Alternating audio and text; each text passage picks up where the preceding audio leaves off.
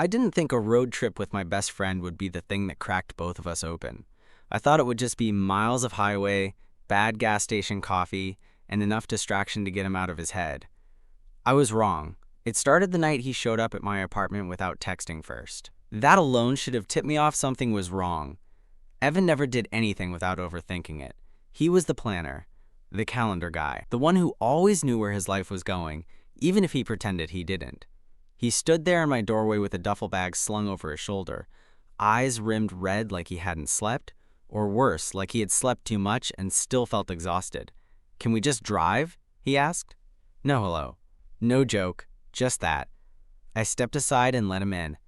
"Yeah, of course. What's going on?" He dropped the bag by my couch and ran a hand through his hair, pacing once like he didn't know where to put his body. "I can't be in my apartment right now. I can't be in this city. I feel like if I stay still any longer, something's gonna snap." That was the thing about Evan. When he said stuff like that, you listened. He wasn't dramatic. If he admitted he was close to the edge, it meant he was already hanging halfway off. So I didn't push, I just nodded. "Okay, where?" He shrugged. "Doesn't matter. Somewhere with roads. Trees. Nothing that reminds me of my life." I grabbed my keys. We were on the highway 40 minutes later, my old Subaru packed with whatever we could throw in the trunk. It was late afternoon, that soft golden hour, where everything looks kinder than it really is. Evan leaned his head against the passenger window, sunglasses on, jaw tight. We'd been best friends for almost 8 years. Met in college. Survived bad roommates, worse breakups, career failures, and a shared addiction to shitty diner food at 2 a.m. He knew I was gay. I knew he was straight, or at least that's what we both assumed. It had never been a thing, never weird, never even close to crossing a line. Until recently.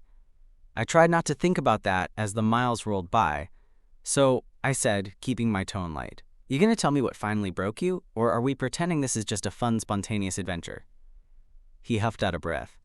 "Give me a minute." I let the silence stretch. The road unwound in front of us, asphalt humming under the tires. Somewhere around the 3rd hour, he finally spoke. "She's moving out," he said. I glanced over. "Lena?" "Yeah." His mouth twisted. "Says she needs space to figure herself out, which apparently doesn't include me." I winced. They'd been together 3 years. Practically married without the paperwork. "I'm sorry, man." "Yeah," he said quietly. "Me too." The sun dipped lower. The sky turned that bruised purple blue that always makes you feel like you're driving into something important. Evan took off his sunglasses and looked at me, really looked at me like he was trying to remember something he'd forgotten. "You ever just wake up one day and realize you've been living the wrong version of your life?" he asked. The question hit harder than I expected. "Yeah," I said, more than once. He nodded, like that was the answer he needed. We crossed state lines as night settled in. Somewhere between songs on the radio and shared silence, something shifted, not in a dramatic way, just a quiet awareness. Like we'd stepped onto a road neither of us had planned, and turning back wasn't really an option anymore. When we finally pulled into a small roadside motel, one of those flickering neon sign places that smells like cleaner and old carpet, Evan hesitated before getting out of the car. "Hey," he said, hand still on the door handle. "Thanks for coming with me." I met his eyes. There was something raw there. Open, vulnerable in a way I hadn't seen before. "Always," I said. I didn't know then that this trip wasn't about clearing his head. It was about unraveling everything we thought we knew about ourselves and each other. And we were just getting started. We got a room with 2 beds, mostly because neither of us acknowledged the alternative out loud. The motel clerk barely looked up when I paid. Like 2 tired guys on a random road trip were the least interesting thing in the world. Inside, the room was dim and quiet, the kind of quiet that makes you too aware of yourself. Evan tossed his duffel onto the bed by the window and sat down hard, elbows on his knees, staring at the floor like it might explain something to him. "You hungry?" I asked. He shook his head. "Not really." I nodded, even though my stomach was growling. This trip wasn't about comfort. It was about whatever this was. I grabbed 2 beers from the mini fridge anyway and handed him one. He took it, our fingers brushing just briefly. Normally, I wouldn't have noticed. This time, I did. We sat on our separate beds, backs against the headboards, the TV on but muted. Some late-night reality show flickered across the screen, none of it registering. I keep thinking, Evan said suddenly, that if I'd just done things differently, maybe she wouldn't have left. I turned toward him. Like what? I don't know. Been more present.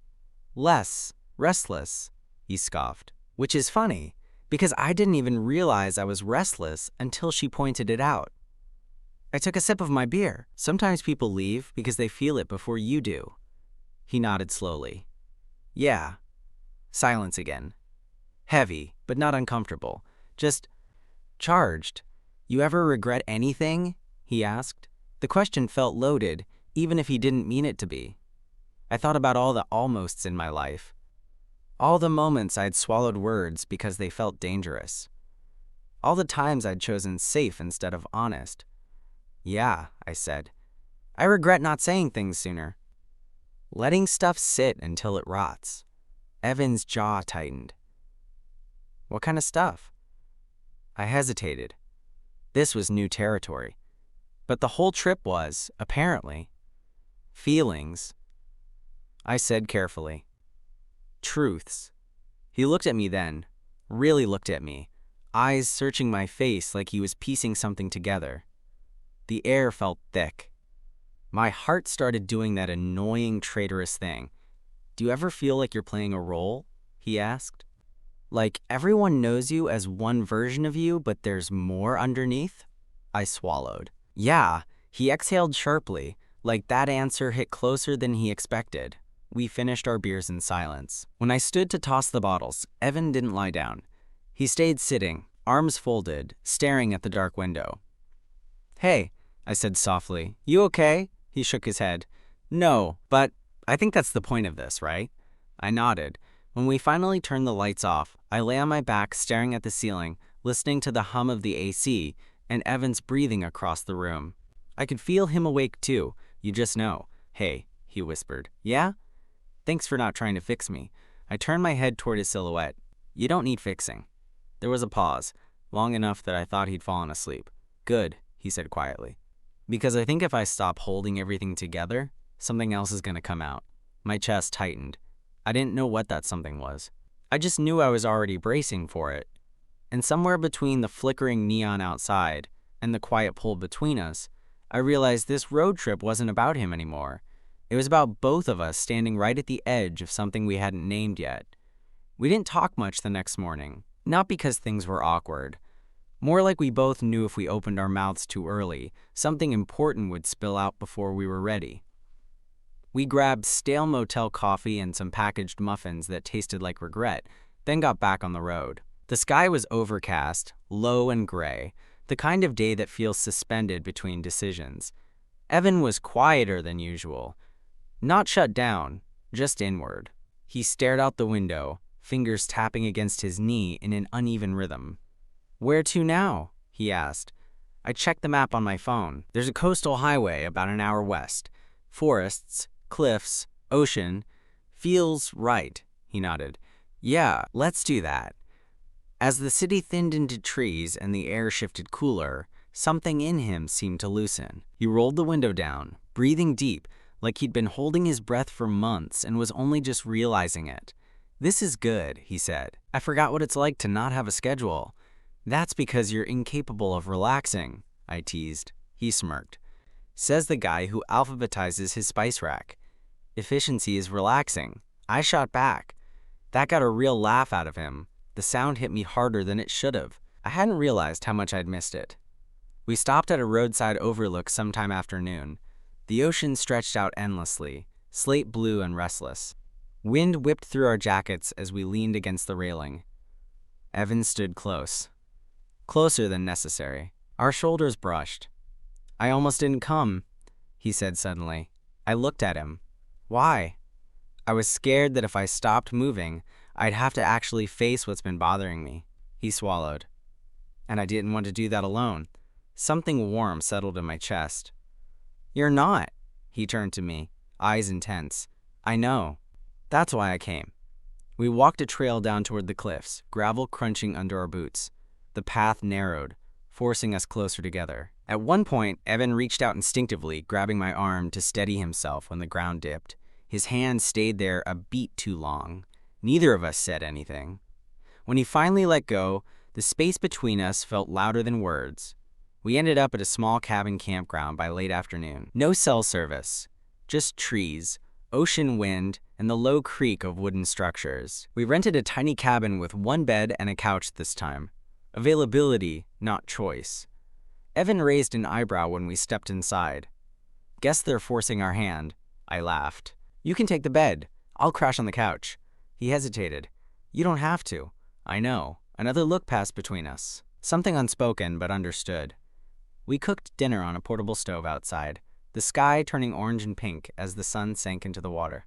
The quiet out there was different. Cleaner. Like the world had been stripped down to essentials.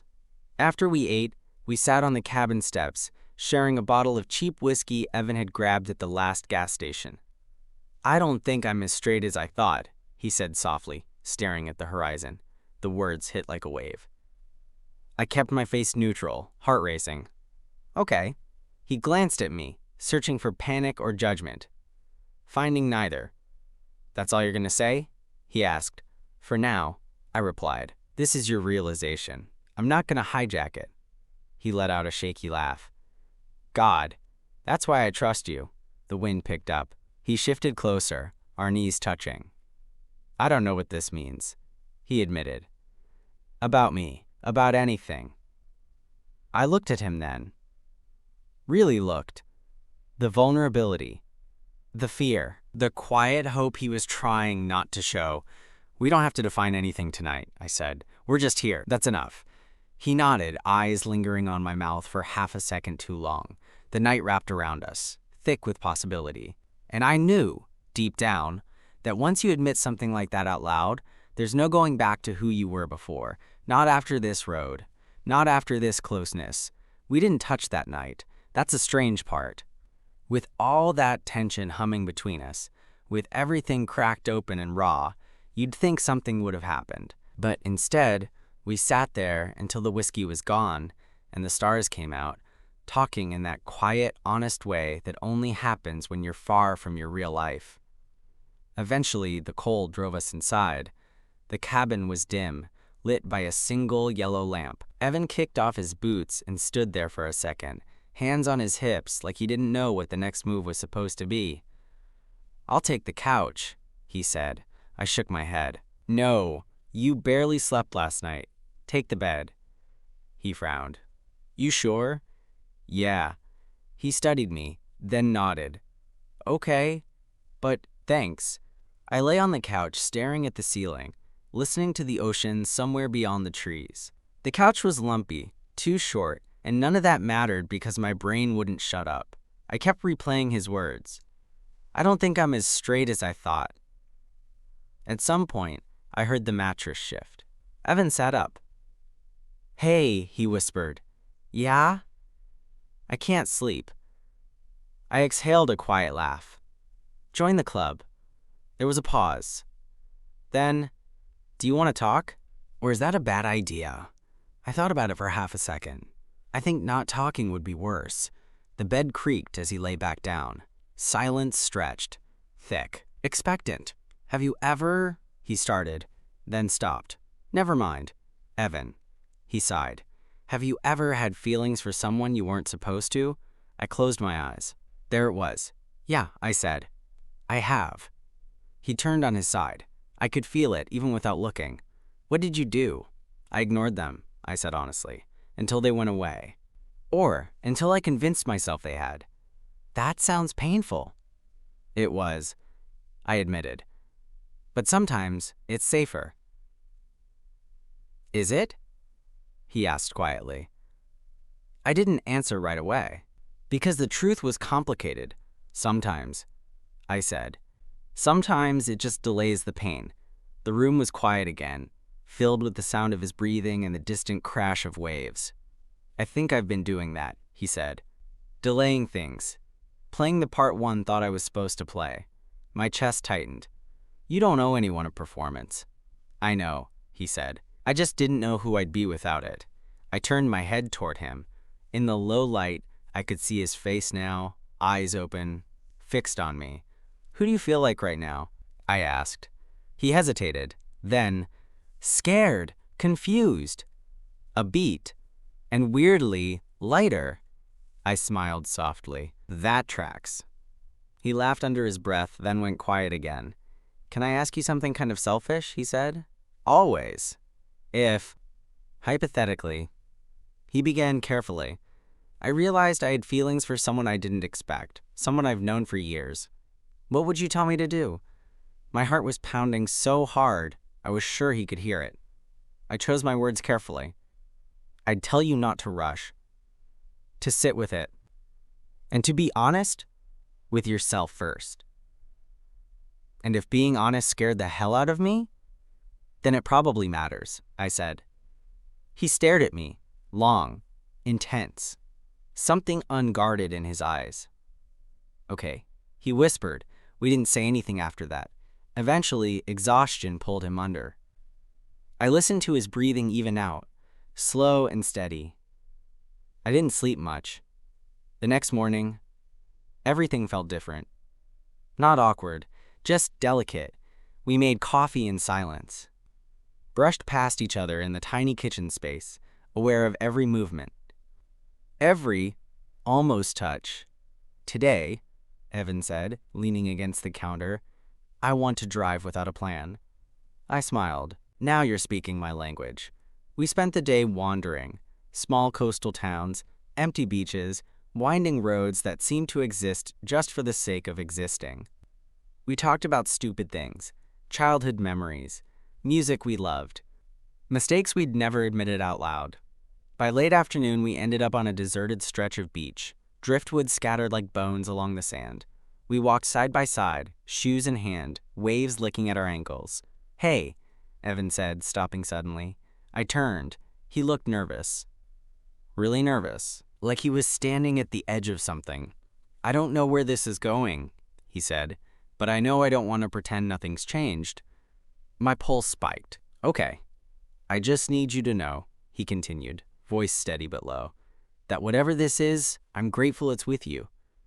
The words landed softly but deeply. I stepped closer, close enough to feel his warmth despite the wind. Me too, I said. For a moment, neither of us moved. Then, slow, tentative, Evan reached for my hand. I let him. Our fingers intertwined, natural and electric all at once.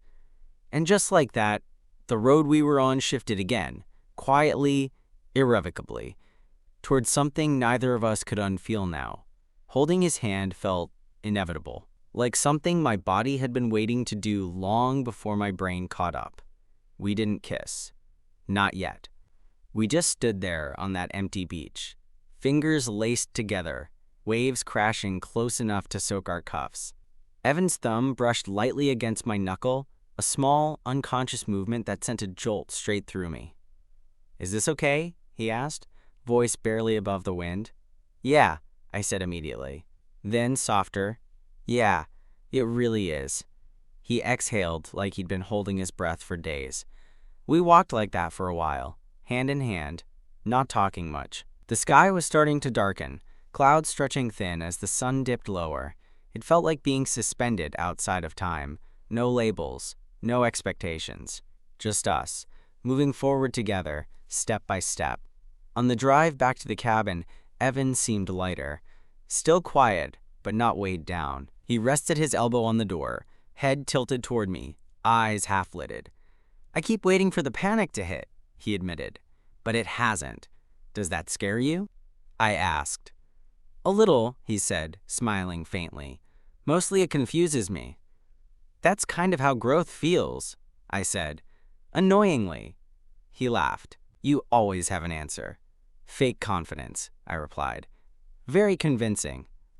Back at the cabin, night settled in fast. We cooked a lazy dinner, grilled cheese and soup eaten straight from the pot. It felt domestic in a way that snuck up on me. Comfortable. Familiar. Afterward, we sat on the couch this time, closer than before. Not touching, but close enough that our shoulders brushed whenever one of us shifted. I should probably say this out loud, Evan said suddenly. My stomach flipped. Okay. I don't know what I am, he said. Straight by something else. I don't want to pretend I've got that figured out. I don't need you to, I said honestly. He turned to me, searching my face. And I don't want you to feel like this is some experiment. I don't, I said. But I do need honesty, even if it's messy. He nodded. You deserve that. The silence that followed wasn't tense. It felt intentional. Like both of us were standing at the edge of the same thought. Evan shifted, turning his body toward mine. Our knees touched. This time, neither of us moved away. Can I try something? He asked. My pulse was loud in my ears. Yeah. He lifted his hand slowly, giving me time to stop him. I didn't. His fingers brushed my cheek, tentative, like he was memorizing the feel of it. His touch was warm, careful. I leaned into it before I could overthink. That was all it took. Evan's breath hitched. His hand cupped my jaw more firmly now, confidence blooming in real time. I could see the question in his eyes. Is this okay? Still okay? I nodded. He leaned in, slow enough that I felt every second of it. When his lips finally met mine, it wasn't desperate or rushed. It was soft, curious, almost reverent. The kiss was brief, barely more than a brush. But when he pulled back, his forehead rested against mine, eyes closed. Oh, he breathed. I smiled despite myself. Yeah. He laughed quietly, half disbelieving. I've never felt that before. Me neither, I admitted. And it was true, at least like this. With him. We stayed like that for a long moment, just breathing each other in. I don't want to mess this up, he said. We don't have to rush.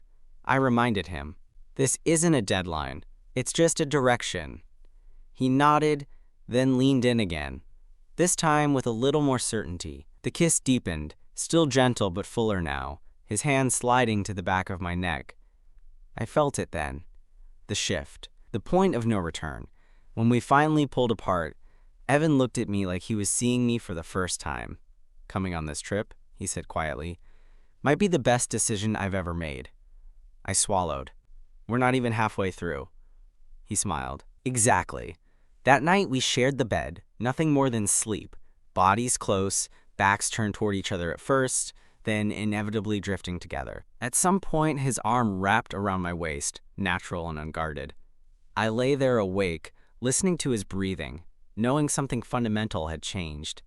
We hadn't come back yet, but already we weren't the same. Waking up with Evan's arm around me felt surreal in the quietest way. No rush of panic, no urge to pull away, just warmth, steady and grounding, like my body had already accepted something my mind was still catching up to. I stayed still, not wanting to wake him. The cabin was filled with early morning light, pale and soft, the kind that makes everything feel honest. His breathing was slow even. Peaceful. At some point he shifted, tightening his arm slightly like it was instinct. His forehead brushed the back of my neck.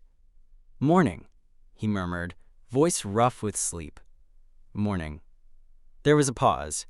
I felt him register where he was, who he was with. Still okay? He asked quietly.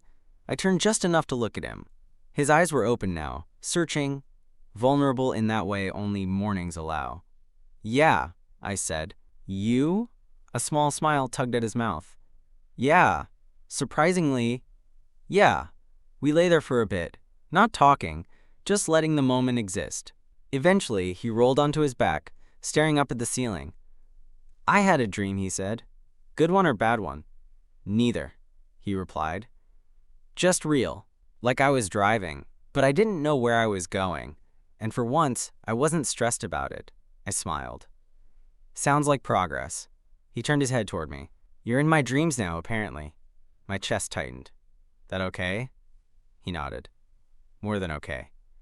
We didn't rush the morning. Made coffee, burned toast. Sat on the cabin steps again, wrapped in jackets, watching fog drift over the trees. It felt intimate in a way that had nothing to do with touch. At some point, Evan grew quiet again, not withdrawn, just thoughtful. I keep thinking about Lena, he admitted, not in a I want her back way, more like, I don't know how I didn't see this sooner. See what? That I was trying to force myself into a version of happiness that made sense on paper. He shook his head, and ignoring the parts of me that didn't fit, I nodded slowly. That's a hard thing to admit. Yeah, he said, but also kind of relieving. He glanced at me. I don't want you to feel like a rebound. I don't, I said immediately. This doesn't feel like running from something. It feels like walking toward it. That seemed to settle something in him. We packed up late morning and got back on the road, heading inland this time. Mountains, curving roads. Long stretches without radio signal, just the sound of tires and shared silence. At a scenic pullout, we stopped again. This time, Evan didn't hesitate. He took my hand as soon as we stepped out of the car. It felt easier now, less fragile, like something that had earned its place. You know, he said, leaning against the hood, I always thought you had your shit more together than me. I laughed. That's because I hide my chaos better. He smiled, then grew serious. I don't know what this turns into. I don't know what happens when we go back. I squeezed his hand. We don't have to solve that today, but we will eventually. Yeah, I said, together. Or honestly. Either way, he nodded. I can do honest. That night, we checked into another small place, this one even quieter, one bed again. No debate this time. We lay facing each other, close but not rushed. Evan traced lazy patterns on my arm, absent-minded, grounding himself. I'm scared, he admitted softly. I know, but I don't want to stop. Then don't, I said. Just don't disappear on yourself. He smiled faintly. I won't, not this time. He leaned in and kissed me. Slow, steady, sure. It wasn't about curiosity anymore. It was about intention. When we finally drifted to sleep, tangled together without thinking twice, I realized something important. This road trip wasn't clearing his head. It was clearing space stopped for truth, dot for choice, for a version of both of us that couldn't exist before we decided not to turn back. And we still had miles to go. The next day felt different, not heavier, not lighter, just real, like we'd crossed something quiet but permanent, and now the world was asking what we planned to do with it. We drove most of the morning without music. Evan kept one hand on the wheel, the other resting on my thigh like it belonged there. No hesitation, no checking my reaction, just contact, steady and grounding. You good? He asked at one point. I glanced down at his hand, then back at his face. Yeah. You? He smiled. Yeah, still wrapping my head around how normal this feels. That's usually how the big things sneak up on you, I said. We stopped at a small mountain town for lunch. Wooden storefronts, handmade signs, the kind of place that smelled like coffee and pine. Sitting across from him in the diner booth, I noticed people clocking us, not staring, just noticing. Two guys leaning in too close, sharing fries, laughing softly. Evan noticed too. He didn't pull away. That mattered more than he probably realized. After lunch, we walked through a trail that led to a river overlook. The water moved fast below us, loud and relentless. I used to think certainty was the goal, Evan said, resting his arms on the railing. Like if I could just lock everything down, career, relationship, future, I'd finally feel settled. And now? I asked. Now I think I was confusing certainty with control. He shook his head. This feels uncertain as hell, and somehow more honest. I nodded. Control's overrated. He laughed. Coming from you? Hey, I said, bumping his shoulder. I'm evolving. He turned toward me, expression soft but serious. I'm gonna have to tell people. I knew what he meant. Yeah, my parents, my friends, Lena, eventually. He swallowed. I don't know how that's gonna go. You don't have to do it all at once, I said, and you don't have to do it alone. His eyes flicked to mine. You're not obligated to stay through that. I know, I said, but I want to. That landed. I could see it in the way his shoulders dropped slightly, like something unclenched. That night was our last stop before heading back. We checked into one final motel. Nothing special. Clean enough. Quiet. One bed. Again. This time, there was no nervousness. We lay side by side, talking about what going back would actually mean. Logistics. Boundaries. The fear of reality creeping back in. What if we get home and everything feels different? Evan asked. It will, I said honestly. Trips like this don't exist in a vacuum. Then how do we not lose this? He asked. I turned toward him. By not pretending this was just a vacation, by letting it change us, instead of trying to go back to before. He was quiet for a moment. Then, I don't want to go back to before. Me neither. He reached for me, pulling me close, his forehead resting against mine. I'm scared, he said again, but this time there was something steadier underneath it. So am I admitted. But that doesn't mean it's wrong. He kissed me then. Not tentative, not searching. Certain. Grounded. When we fell asleep, tangled together, it didn't feel like an escape anymore. It felt like the beginning of accountability. The next morning, we packed up early. The drive home loomed ahead of us, long and quiet. As we pulled onto the highway, Evan reached over and squeezed my hand. Whatever happens, he said, eyes forward, voice steady. This wasn't a detour. I squeezed back. No, it was a turn. We crossed back into familiar territory by late afternoon. Same signs, same exits, same skyline in the distance. But when we finally pulled into my apartment lot and shut the engine off, neither of us moved right away. Evan exhaled slowly. Yeah, he said. We definitely didn't come back the same. I looked at him, really looked at him, and realized the truth of it settled deep in my chest. Neither of us did. And whatever came next, awkward conversations, hard truths, growing pains, we were stepping into it with our eyes open, together. Not because the road trip fixed us, but because it showed us who we were brave enough to become. The first few days back were weird, not bad, just disorienting, like stepping back into your old clothes after a long trip and realizing they don't fit the same way anymore. Evan went back to his apartment. I went back to mine. We didn't do the dramatic see you later thing in the parking lot. No promises spoken out loud. Just a long hug that said more than either of us trusted ourselves to articulate. Text me when you get home, I'd said.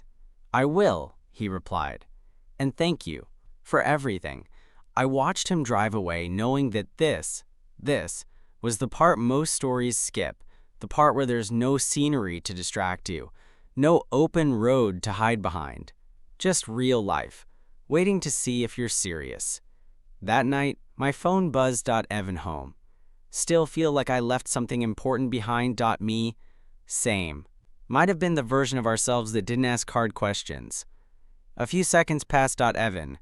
Good. I don't want him back. Neither did I. The next weeks were slow, intentional. We didn't rush into anything performative. No sudden labels. No big social announcements. Just dinners. Walks. Long conversations that sometimes got uncomfortable and sometimes cracked us open in the best way, he told Lena. That was hard. He didn't sugarcoat it for me, and I respected him more for that. He told his sister first, then a close friend. Each conversation seemed to straighten his spine a little more. One night, sitting on my couch with takeout containers scattered around us, Evan leaned back and said, I used to think clarity was something you waited for. I looked at him. And now? Now I think it's something you build, by choosing honesty over comfort. He smiled at me, soft and certain. By choosing you. That was the first time he said it like that. Months later, we took another drive. Shorter this time. No running away. Just a weekend somewhere quiet. Somewhere we could remind ourselves how this all started.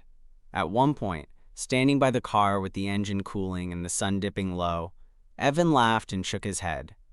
Wild, he said. That I just needed a road trip to clear my head, I smiled. Yeah, funny how that works.